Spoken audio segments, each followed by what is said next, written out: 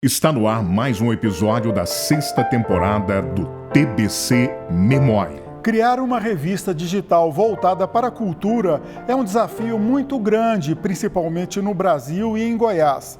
E esse desafio é muito maior quando a revista completa 20 anos e alcança o primeiro lugar de acesso entre os veículos de comunicação social em Goiás. O responsável por estas marcas é o convidado especial do TBC Memória desta semana, o jornalista, escritor e criador da revista Bula, Carlos William Leite. Ele que é também integrante do Conselho Estadual de Cultura desde 2011 e preside a entidade pelo 3º mandato consecutivo.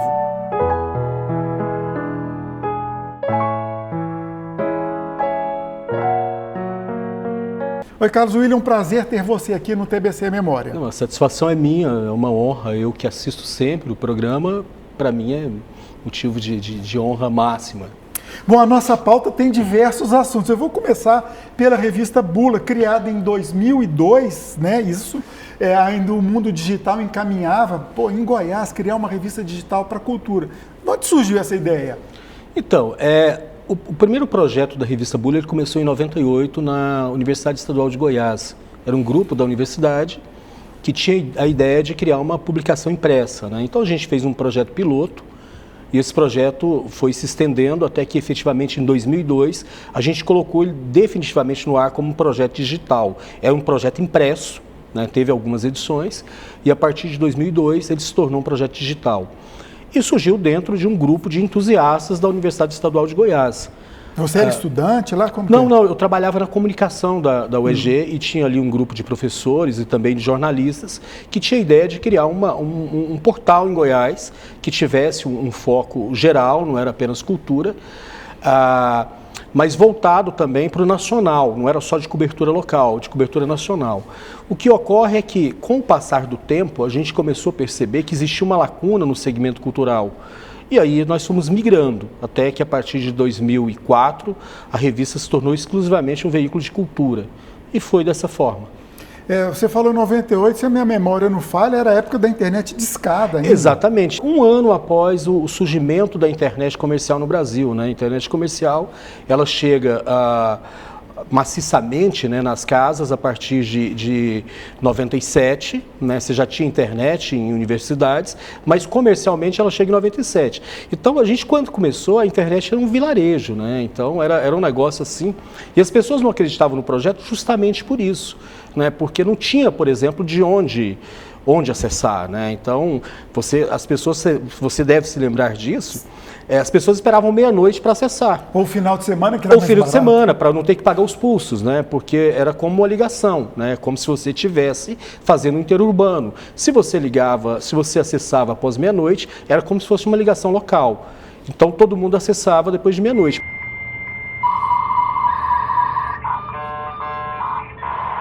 Mas não existia uma audiência nessa época, né? Era um projeto. E aí, a partir de 2002, a partir de 2000, a internet começa a se abrir, né? Com o surgimento do UOL, a expansão da internet no Brasil, e as casas começam a ter planos acessíveis, porque também era muito caro, né? Então, e a gente só tem uma revolução a partir de 2005, quando você começa a ter a banda larga e a internet de fibra.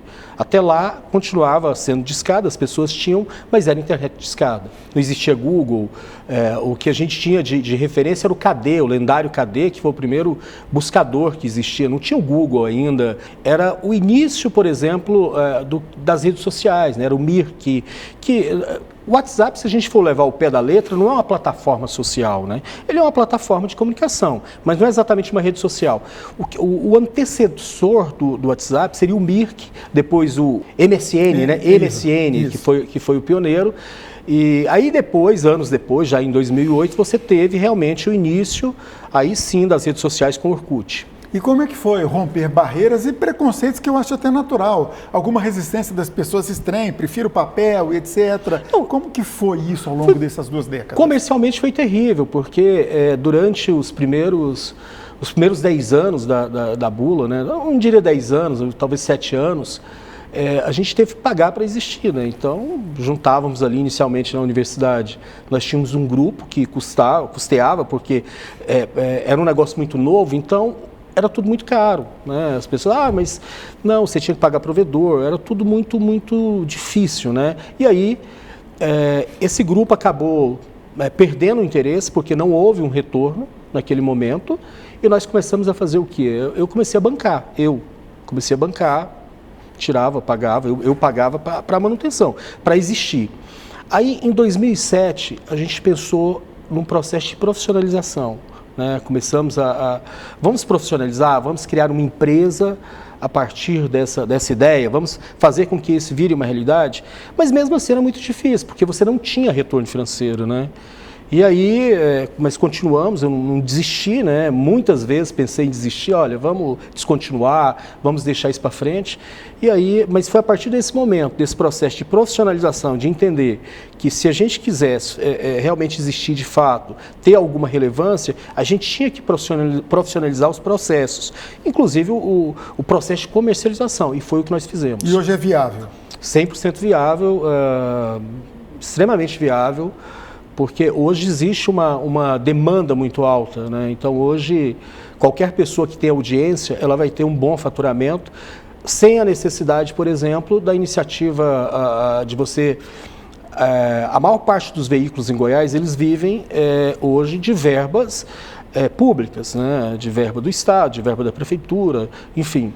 Mas se você tem uma grande audiência, existe hoje uma coisa que é um fato novo no Brasil, também, que é a mídia programática, né?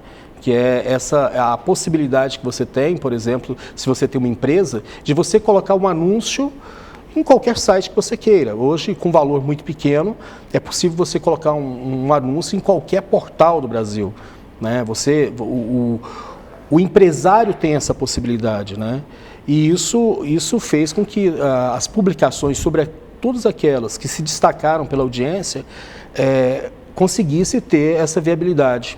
Agora você falou no aspecto comercial, tem os números aqui, né, do Google Analytics, que é o percentual de acessos do Google, tem a lista dos mais acessados em Goiás no período janeiro a junho. Eu vou ler apenas os 3 primeiros e a lista está aí. Vocês, no caso, né, com a revista Bula, com 20 milhões e 500 mil acessos. Em segundo lugar, o G1 Goiás, ou seja, calcado em toda a estrutura das organizações Globo e do grupo Jaime Câmara, né, vem com 17,7 milhões. Em terceiro, o Portal 6 com 14,4.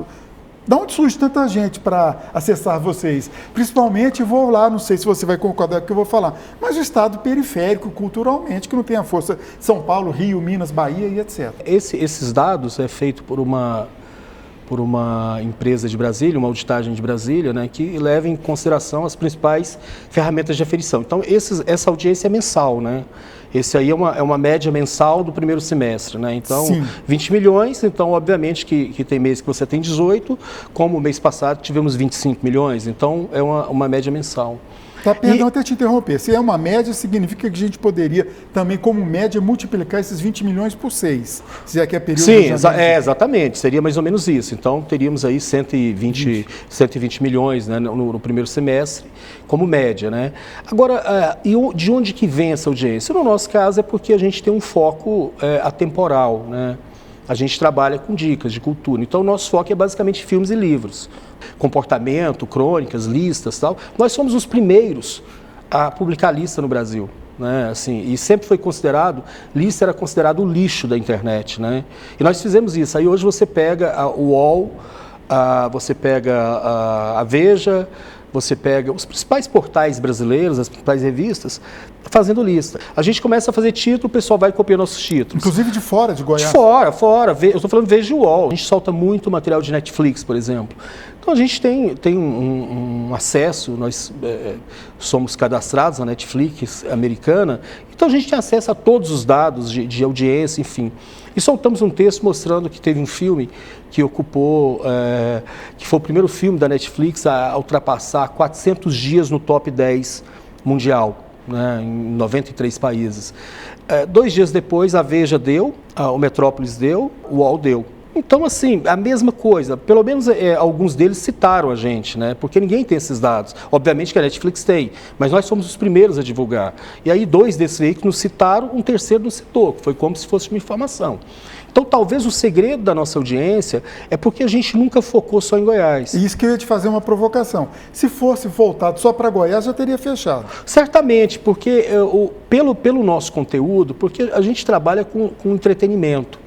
Né? Então, assim, como a gente não tem muitas produções, por exemplo, dentro do audiovisual em Goiás, produção que eu estou falando comercial, então é muito difícil, né? Então, talvez se a gente tivesse ficado,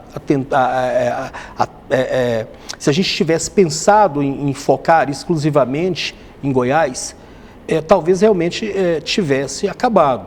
Mas como o nosso foco, primeiro, é um conteúdo atemporal, né? A gente tem muito material na bula que você pode ler agora, ou você pode ler daqui a 10 anos, que ele não vai vencer, né? E a gente foca muito no entretenimento, né? Ou seja, na demanda, voltado para a demanda de mercado. Obviamente, Enzo, você é jornalista, eu não gostaria de publicar tudo que eu publico. Tem muita coisa que eu publico que eu não gostaria de publicar, mas eu aprendi isso com o Edson Aran, que foi editor da Playboy, e ele falava isso. O Edson Aran, quando ele foi... é colaborador seu, né? Colaborador, lançamos um livro dele, vamos falar depois sobre isso, que foi finalista do Prêmio Jabuti. O Edson Aran falava uma coisa, que quando o Edson Aran ficou 13 anos como editor da Playboy, e ele falava que, para contrapor aquela coisa só do nu, do ensaio de mulher nua, ele começou a levar algumas pessoas para escrever para Playboy. Paulo Francis, Ivan Lessa, Rubem Fonseca. Então, às vezes é isso. Eu não gostaria de publicar todos os textos que eu publico. Sabe, tem texto que eu sei que é extremamente comercial, mas às vezes para você assegurar, para poder publicar o texto bom, você precisa desse texto popular, porque é a audiência do texto popular que assegura a possibilidade de você publicar um texto mais qualificado. Isso eu apliquei. Então, é fazendo concessões editoriais que você consegue, obviamente, ter audiência. Vamos para o intervalo e no próximo bloco eu quero ver com você quem ajuda a escrever na bula, quem já passou por lá, os nomes mais interessantes. Okay? Perfeito. TBC Memória, ajudando a preservar a história de Goiás.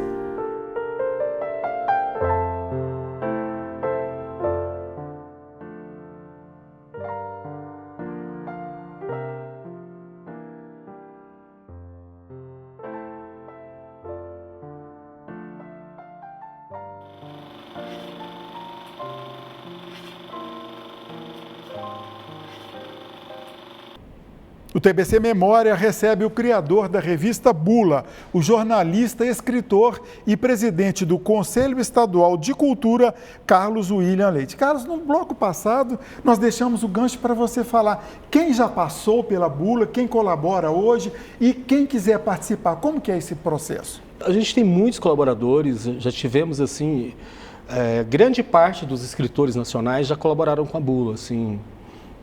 Menalton Braff, ganhador do Jabuti, Sérgio Rodrigues, também ganhador do Jabuti, Edival Lourenço, que é goiano, também ganhador do Jabuti, Marcelo Mirizola, que é um dos autores mais icônicos dos anos 90, Reinaldo Moraes, autor do lendário Pornopopeia, já foi nosso colaborador. Enfim, a gente tem um grupo muito grande de colaboradores em todo o Brasil, né? A gente deve ter, 50 colaboradores e jornalistas que trabalham com a gente tem 5.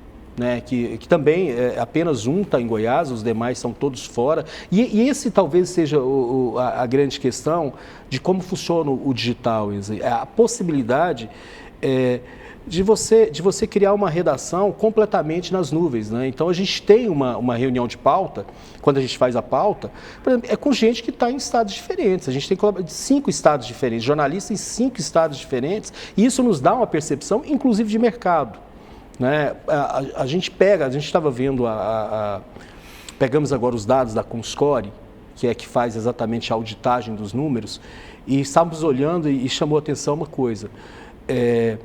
A cidade que Goiânia obviamente entra na lista, mas está em 5º lugar. Né? Por ordem de cidade é São Paulo, Rio, Porto Alegre, Curitiba, Belo Horizonte, depois Goiânia, Brasília e Goiânia, nessa ordem. Né? Justamente, talvez, por essa diversidade. A maior parte das pessoas não sabe que é a Bula de Goiânia. Todo mundo acha também, há uma visão equivocada de achar que a gente tem um prédio inteiro. A gente não tem nem sede. né? Não tem, porque é um projeto completamente online, né? Que nos possibilita, por exemplo, viajar. A gente gosta muito de viajar, a gente está viajando sempre e não paramos de trabalhar, continuamos trabalhando e a coisa não para. E se alguém quiser participar, como que é um jovem escritor? A gente está falando só de literatura, mas a revista mexe com cinema, teatro, etc. Como é um espaço aberto, todo ano a gente abre um processo de seleção para novos colaboradores. Todos os colaboradores da Bula são remunerados, é um fato raro também, né, porque criou-se um fenômeno, sobretudo no digital, que as pessoas iriam colaborar de graça. Então, nós somos os primeiros... o mundo digital, a gente tem essa impressão. Tem essa visão, né? Então, talvez a gente tenha sido os primeiros a começar a pagar pelos colaboradores, né? Então, a gente paga todos os nossos colaboradores e todo ano a gente abre uma seleção e aí essas pessoas se cadastram ali, enviam seus currículos e muitos deles estão com a gente, né? Seja trabalhando todos os dias, seja colaborando. A gente tem colaborador que escreve 4 vezes por mês, tem colaborador que escreve 10, tem colaborador que escreve 1 vez por mês. E a gente mantém dessa forma. Todo ano, no fim do ano, a gente abre uma seleção, no mês de novembro. E vocês também têm uma editora, uma publicação, e o engraçado é que essa editora publica mais o analógico, mais no papel. Não, né? É uma antítese, né? Exatamente, porque a revista é só digital e a publicação é só impresso. Por quê? A gente até falava antes, você diz que você é um viciado, sobretudo, do Kindle, né? Sim, que você lê. Talvez até pela facilidade. Você põe 50 mil livros ali, você pode ir para a Europa e passar a sua vida... no bolso da calça jeans, exatamente. E não tem dificuldade. O e-book te possibilita também para quem não consegue esperar um livro e quer comprar imediatamente, ele facilita isso. Mas só para deixar claro, não sou inimigo do livro de papel. Para mim, tudo certo. Exato. E aí nós temos uma relação muito forte talvez até por estar tantos anos no digital, parece que faltava a saudade do papel, porque eu venho dos jornais também, né? Eu venho dos jornais, eu trabalhei 10 anos, fui editor de jornal por 10 anos. Onde você trabalhou? Trabalhei no Opção, como editor de cultura, fui editor de capa do IG, fui colaborador do Correio Brasiliense, fui colaborador do Estadão. Então, talvez por isso eu tenho uma relação muito forte com a coisa do impresso, né? E aí nós falamos, então, a gente publicava alguns autores na Bula, e aí, por que a gente não reúne esses textos desses autores e façamos aí a gente pode fazer alguma seleta com esses textos. E começamos a fazer isso, de uma forma muito sem grandes intenções, era uma forma muito mais de registro, né? Até para retomar a nossa origem lá da Bula, que era impressa. E aí, em 2021, a gente reuniu uma série de textos do Edson Aran, que é nosso colaborador, continua até hoje, e fizemos um livro, né, chama Histórias Jamais Contadas da Literatura Brasileira, que é um livro de humor, né, que ele cria situações ali hipotéticas, né, de escritores brasileiros, de momentos de escritores brasileiros, né, que ninguém saberia, que efetivamente é tudo fictício. E nós somos finalistas no Jabuti, e é um negócio muito, muito interessante, porque isso deu um boom, a gente vendeu a edição inteira em uma semana, né, esgotou, a gente fez uma segunda edição, vamos fazer a terceira agora. E aí, a partir daí, a gente acabou de lançar 2 livros esse ano. Tem, inclusive, um livro do Ademir Luiz, que é o presidente da UB Goiás. Presidente da UB Goiás, também da Academia Goiana de Letras, que é o Dicionário Cínico das Palavras da Moda. Ele compilou lá um número, sei lá, acho que, eu não sei quantos verbetes, mas deve ser 1000 verbetes, sobre palavras que surgiram na internet, né? Então é muito engraçado, muito divertido. E também lançamos agora Casas do Sul e do Norte, que venceu a Bolsa Hugo de Carvalho Ramos, de eu não sei que ano que foi, e esse livro acabou não sendo publicado. Ele ganhou a Bolsa Hugo, não foi publicado, nós fizemos ele pela Bula, num projeto gráfico extraordinário da Renata Maneschi. Então a gente lançou 2 livros esse ano, tem um livro agora que a gente lança também, que é o novo romance do Edival Lourenço, enfim.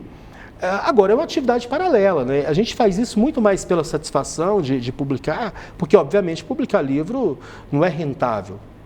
Vamos falar agora do Carlos William, escritor. Olha só, Intempéries do Vento, vencedor do prêmio Cora Coralina, Noves Fora Nada, premiado com o prêmio Valmir Ayala, e tem Amizade com Pio Vargas, livro Pio Vargas, Poesia Completa. Vamos falar da sua carreira como escritor. Então, eu tenho uma carreira, na verdade, como poeta, né? Assim, eu não tenho... Eu costumo dizer para os meus amigos lá, inclusive para o Ademir, que uma pessoa só pode dizer que ela é escritora se ela publicar um romance. Eu nunca publiquei um romance. Então, eu tenho 4 livros sendo que um de teatro, 3 livros de poesia, e também organizei a poesia completa do Pio, né? Então, eu acho que eu sou um poeta, acho que eu sou um bom poeta, estou preparando um livro para o ano que vem, mas eu não tenho uma atuação, sou um grande leitor também, leio todos os dias. Eu criei um hábito, para mim isso talvez seja relevante falar, sobretudo num lugar que as pessoas leem muito pouco, né? Eu, por sugestão de um grande amigo, que é amigo seu também, do Euler Belém, Euler de França Belém, dizia que ele ensinava para a filha dele que ela tinha que ler 25 páginas por dia. E há 10 anos eu comecei, talvez mais de 10 anos, eu apliquei isso na minha vida, né? Só que eu fui aumentando a quantidade, né? Mas você não chega aos pés de um amigo nosso, não, o Elverton Baiano, que passa de 70 livros por ano. Não, o ano passado eu li mais do que ele. A gente faz... Ano passado eu li, acho que 104. Nossa, eu não vou... Eu faço, inclusive, um diário. Eu publico todos os textos, né, em Facebook. Faço um diário de todas as leituras, né? Eu achando que numa média de quase 50 estou bem? Não, mas é maravilhoso, é uma média ótima, mas é porque eu leio todos os dias. Eu começava a ler 25 páginas, mudei para 30, 50, então leio todos os dias. Leitura é hábito, né?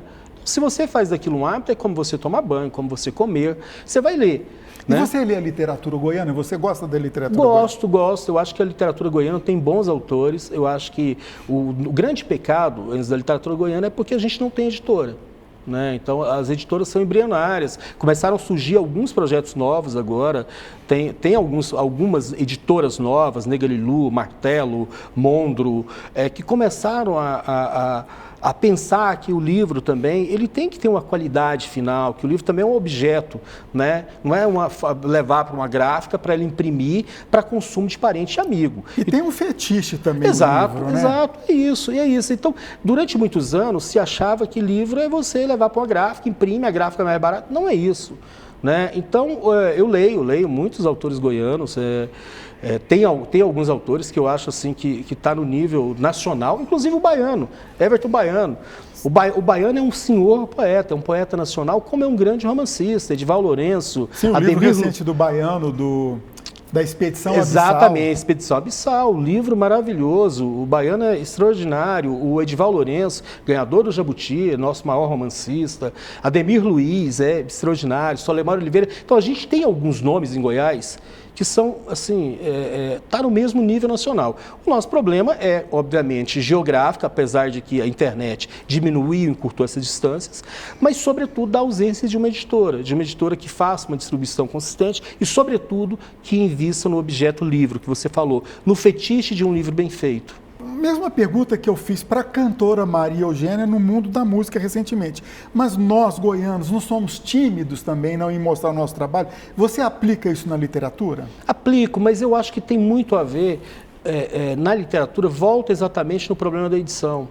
Às vezes você pega um livro, o livro é tão mal editado, às vezes você tem um conteúdo bom e o livro tão mal feito, que você tem vergonha de comparar com um livro, por exemplo, que é feito em um grande centro editorial. Né? Não tem a ver com editora propriamente, eu estou dizendo com selo editorial. Eu estou dizendo no esmero da edição, no capricho da edição. Hoje você tem não é uma desculpa, você consegue imprimir o seu livro na mesma, por exemplo, gráfica que imprime os livros da Companhia das Letras. Porque as editoras hoje não têm, à exceção da Record, elas não têm complexo gráfico mais, elas terceirizam.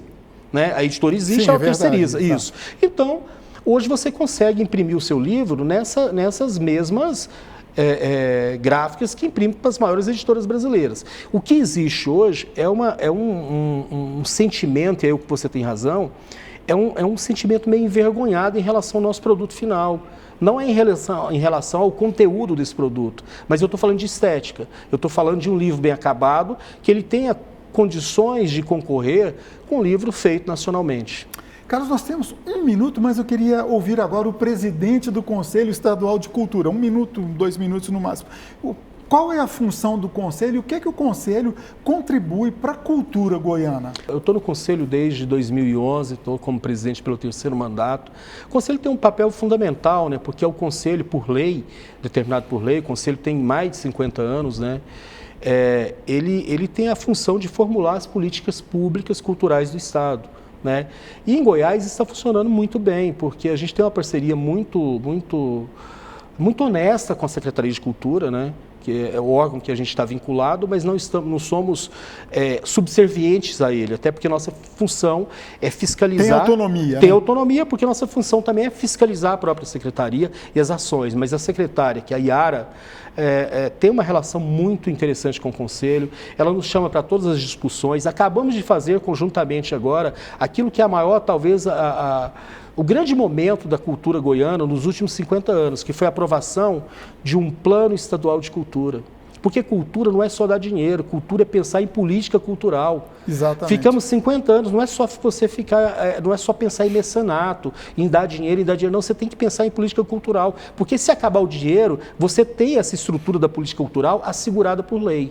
Então o plano começa a valer depois de 15 anos sendo feito, nós conseguimos tirar ele do papel a partir de 2020 e é extraordinário. Espero que ele seja aplicado na íntegra e realmente ele é o plano mais moderno do Brasil. Ele foi amparado em 11 planos de cultura, sendo 9 do Brasil e 2 do exterior. A gente se concentrou durante 3 anos nesse plano, juntamente com a Secretaria, com apoio sobretudo da Yara agora, e fizemos o plano que é o modelo para o Brasil. Inclusive, alguns estados brasileiros pediram a nossa minuta para poder fazer uma amostra semelhante. Carlos, o tempo estourou, mas eu vou fazer uma pergunta e responde diretamente. Com tantas atividades, você dorme quantas horas por noite? Não, eu durmo tarde, acordo tarde, né? Meu WhatsApp, eu vou te resumir, meu WhatsApp tem uma mensagem dizendo assim, só me ligue antes das 11 se você tiver morrido. Então é isso, então assim, eu durmo muito tarde, sei lá, umas 6 horas e acordo muito tarde. Ok, parabéns pelo seu trabalho e muito obrigado pela sua participação aqui no TBC Memória. Muito obrigado pelo convite, foi um prazer. TBC Memória, ajudando a preservar a história de Goiás.